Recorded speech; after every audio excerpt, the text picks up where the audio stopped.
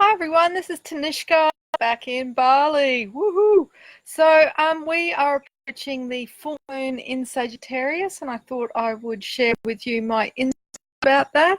For those of you who jump on live, I would be grateful if at any point the Wi-Fi connection starts to crack and crumble. Do let me know so that I can abort mission and take another route. Okay, so let's get started. So Sagittarius craves freedom. Yeah, this is, the sign regardless of when we're born. Okay, so this is affecting us all this week. This sense of, needing to expand beyond the known horizons of our life, having to where we're feeling hemmed in, where we're feeling trapped, like we can't move forwards, and really speak up about that. With the sun opposite Sag in Gemini, that's the axis, polarity, if you will, it gives us the ability to really speak up so that we can clear the things that are causing an obstacle or a hindrance to us really expanding our experience in every part of our lives. So Sagittarius is a mutable sign, so very changeable, and this may see things dissolve in our life. I know it has with me. So dissolving so that a new era, a new chapter, a new structure can form that offers a really lovely balance of freedom and security, not one at the cost of the other. Being a fire sign, Sag encourages us to seek out that which inspires us, that which enthuses us, that which stimulates us. So thank you for that, love heart. And also, Sagittarius is the sign of the philosopher, so it invites us to take up the quest for greater understanding, greater meaning, by looking to esoteric traditions. What do I mean by that? The esoteric sciences, the study of the universe into that which we can't necessarily see or perceive through the physical senses, but these are the laws, the universal laws that govern. So the more we make sense of those and apply them to our waking life, the easier this month will be for us. Specifically, I'm speaking of numerology, tarot, Kabbalah, and astrology. And on that note, a hiatus, I am going to start doing readings again. So did that for 17 years before I started really focusing on the global shift. So yeah, if you would like to have a private session with me, check out the new edition of the Astro Oracle due out tomorrow. Details. So this is a time when we're sort of put on notice to get ready for a whole new education. Yeah, insights are really going to expand how we see ourselves and the future possibilities for us. Hi to those of you who have joined me live. So nice to have you here. Earthly Kira says I'm glowing. Well, it's not uranium, but I am back in Bali, so it is palpable, the energy here. Very grateful to be back. So what else do I want to say? Oh, this full moon, I think this is massive, is conjunct the galactic center. What does that mean? Well, the galactic center is kind of like the center of our galaxy, or as I like to refer to it, the cosmic womb. So if you've been following me for a while, you'll know that I have a daily gratitude practice where I tune to the power of my womb, and then I follow, if you will, a silver cord out to the center of the cosmic womb, to the galactic center, and seed with gratitude my intentions. This exact full moon is the most potent time to do that practice, okay? Because, to have the full moon literally appearing on top of the center of our universe,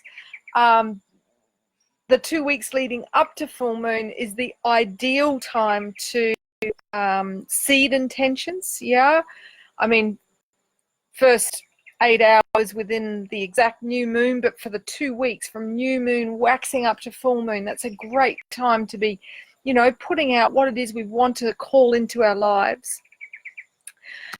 Oh, here we go. I've just lost access to my note. Hang on. Just bring it up again. Good old digital stuff. So, yeah, look, we've got sun at the moment, which, you know, really highlights how dependent we all are on the digital world at the moment.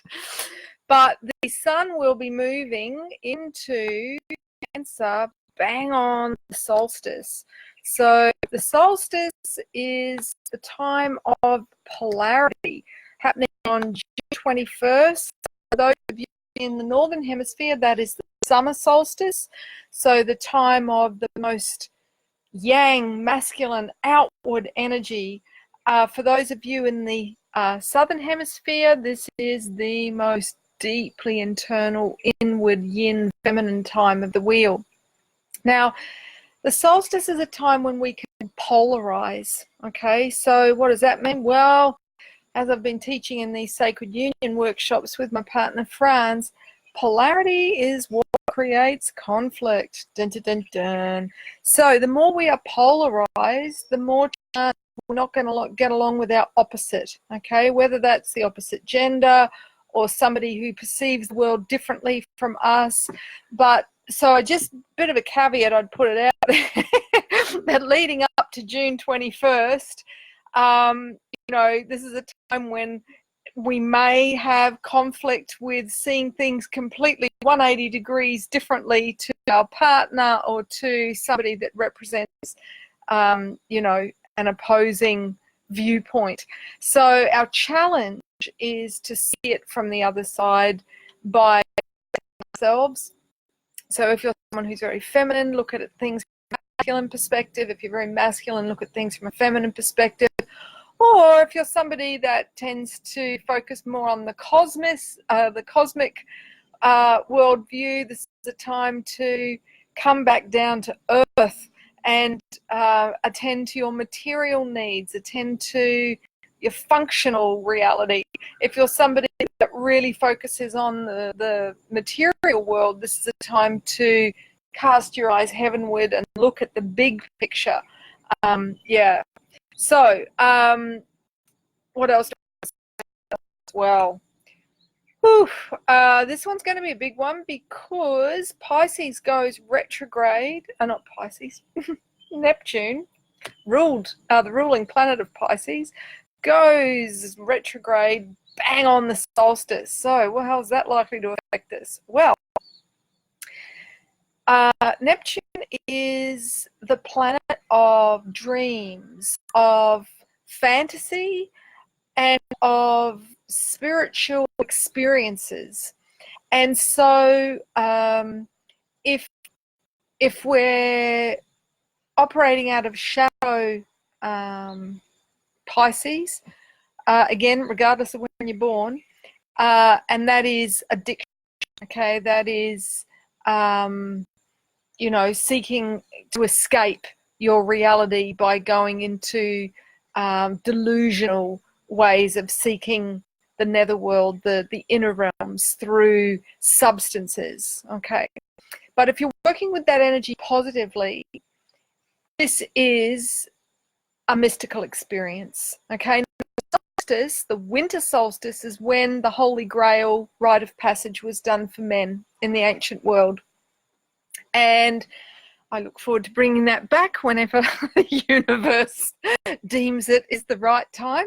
For those of you who follow me, you'll know that I had planned to be doing that in Australia this solstice, but the universe had other ideas. Yes, the gods laugh at our plans. So, you know, this solstice, for those of you in the Southern Hemisphere, always a challenging time, okay, because particularly for men, this is when men are most likely to experience depression, illness, injury, and potential suicide. So for the men folk down in the Southern Hemisphere, and for those of you who are bring accommodations with the men, just give them extra space, extra compassion, because they're really wrestling with their inner demons right now, which is part of the process for shamanic psychological death and rebirth that the seasonal vortex of Yule, of winter solstice, initiates the masculine through. Women who are masculine dominant will find it equally challenging. Okay, so more about that in my next book. That's what I'm feeling very much to be doing back here in Bali. So having Neptune go retrograde right on solstice, when a planet goes stationary, okay, so from Earth it appears to stop and then it'll start going, amplifies the energy, okay? And so this is a wonderful, wonderful time for everybody, but particularly the men in the Southern Hemisphere, to take themselves on retreat, sanctuary, meditate, do ritual, walk, but do something between the worlds, okay? Go within, because the chance of having a huge mystical experience to assist you in your annual rebirth is there for you. It's there to support you.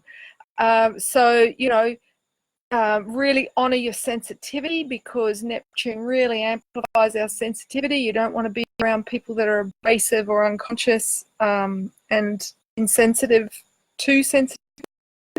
And, you know, employ things like essential oils, working with scrying into fire, into candles, having, you know, baths, or sitting in a sauna, things that will help really calm the nervous system, take you deep within, so that in that really receptive, relaxed state, you can get incredible downloads from the universe, from the quantum divine field of intelligence.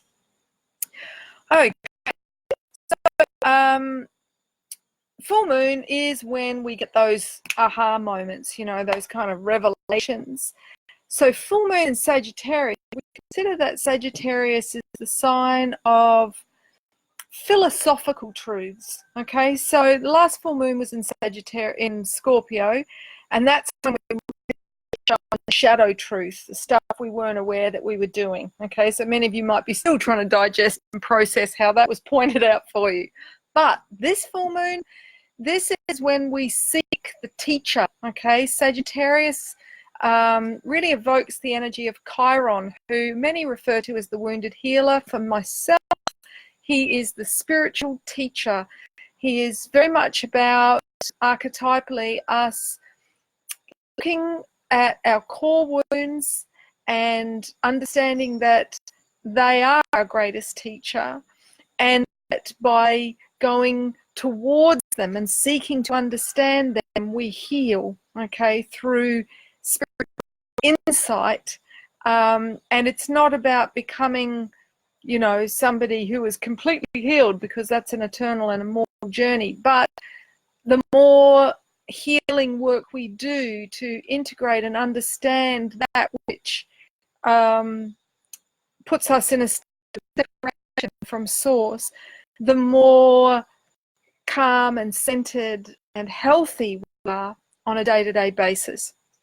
So, you know, this is a time when philosophical truths can be revealed to us this week, and particularly around the 17th, when we have exact full moon, revealing to us insights that really help us to heal our psyche, you know, particularly on a mental level. With the sun in Gemini, a lot of people will have had interrupted sleep, insomnia, anxiety, just, you know, trying to process the unprocessed experiences within their psyche. So do journal, do the time to meditate, or if you need a reading, have a reading. But this is a great time for accessing insight from the higher mind, whether that's directly yourself or through a divinatory oracle, someone who serves in that way. Full moon also brings to fruition whatever we seeded 2 weeks ago at the new moon. So if you had a challenging initiation, as I did, then this is a time when, you know, we get why that needed to happen, how it served us, so we can shift back into gratitude and be thankful for the tests that we were put through. So when is exact new moon? Well, full moon, I should say. In Melbourne, that occurs at, I think that's 6:31 on the 17th of June. Sorry, it's like 24-hour clock time. In London, that is happening at 9:30 in the morning. In Los Angeles, it's happening at 1:30 in the afternoon, and in New York, it's happening at 4:30 in the afternoon. So everyone's having their full moon together on the same date on Monday the 17th. Okay, so if you want to do manifestation rituals or setting intention, do it, you know, I would say within the hour just before exact full moon. So I have corresponding times around the world for all locations in my Astro Oracle, which will be out tomorrow. For those of you that subscribe via themoonwoman.com, you can, get that. Okay, so Sagittarius can give us itchy feet, quite literally, but it's a euphemism for, oh, I've got to get out of here. Yeah, it ignites this desire to, you know, travel, to see and experience things beyond our regular mundane world. So, you know, if you have that urge to travel, just attune to saying, trying to reconnect. Ooh, no. Video has been paused. Okay, hang on. I will stop this. Yes.